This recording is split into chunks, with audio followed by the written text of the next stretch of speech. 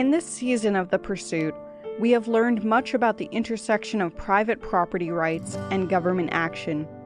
We explored two methods government can use to seize private property: eminent domain and civil asset forfeiture. If you listen to the entire season, you might realize that property rights in our country are not nearly as secure as we think. From where I am standing, I see the need for a lot of reform. This is the last episode of The Pursuit, so I'll try to answer a question I imagine a lot of people have. What now? This is The Pursuit, a podcast about government action and individual liberty. I'm Tess Terrible. This is Dana Berliner and Scott Bullock from the Institute for Justice. If you recall, they argued the Kelo versus New London case. They spoke with me about the state of eminent domain today.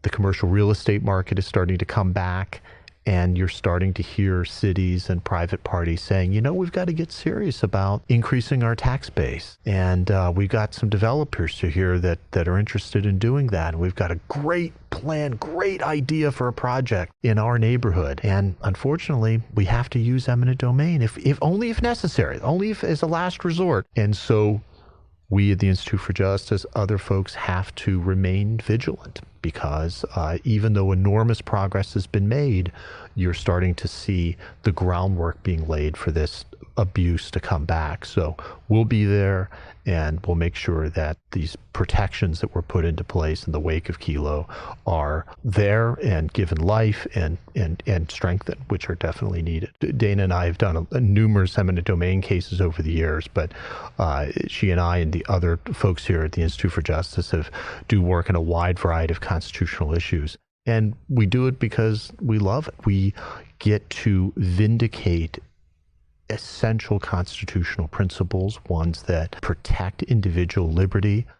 We give life to those guarantees. And we also get to represent real people whose rights are at stake, whose lives are at stake, whose property is on the line. To be able to do both, to be able to vindicate the principles that all of us here believe in so passionately, the principles of individual liberty and limited government and constitutional rights, but being able to do it on behalf of people like Suzette Kelo and Mike Cristofaro and the numerous other folks that we've represented for so long is really, really special. This is Suzette Kelo, the lead plaintiff in the Supreme Court case Kelo versus New London. I want them to remember what happened to us. I used to worry that we would be forgotten. And Jeff Benedict came and wrote a book. And I said, people won't forget. And then the book turned into a movie. And I think people really need to remember, what happened to us. And I think another thing, too, that people need to realize that they can say no and can attempt to keep what's theirs and attempt to do the right thing. Even more prevalent than eminent domain is civil asset forfeiture.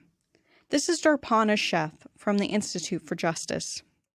There are numerous ways in which civil forfeiture should be reformed, primarily to increase the protections afforded to property owners by offering guaranteeing counsel, by guaranteeing the right to a prompt probable cause hearing, by instituting the presumption of innocence so that the government has the burden to show that the property owner is guilty before their property can be taken. And primarily, it's by eliminating the profit incentive.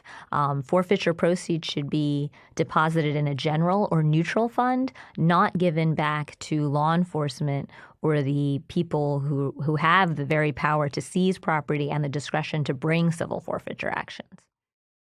This is Christina Sandifer. You might remember her from our first episode. She works extensively in the area of property rights.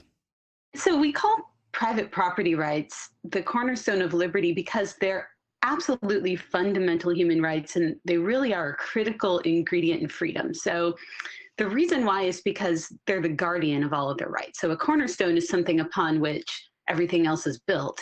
And private property rights are the foundation of all other rights. And what I mean by that is you really can't fully exercise your other constitutional or natural rights without private property rights. So, for example, you can't have freedom of the press if you're not allowed to own a printing press.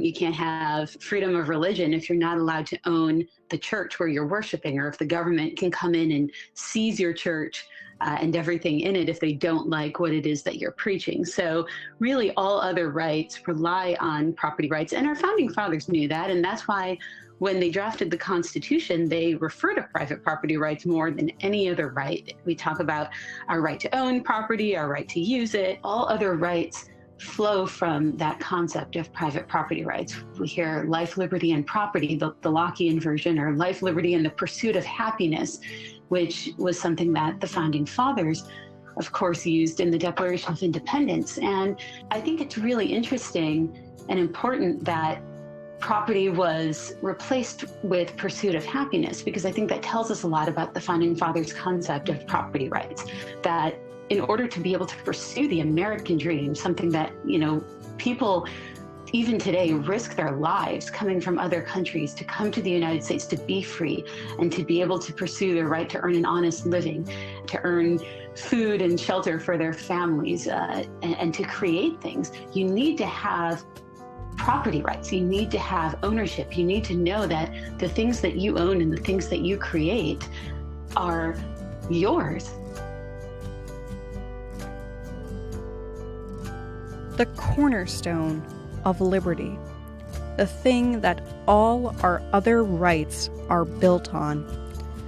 The right to own yourself, your life, what you do, what you say, what you own, and what defines you. Life, liberty, property. The foundation of the pursuit of happiness. This has been The Pursuit. I'm Tess Terrible. We will be back.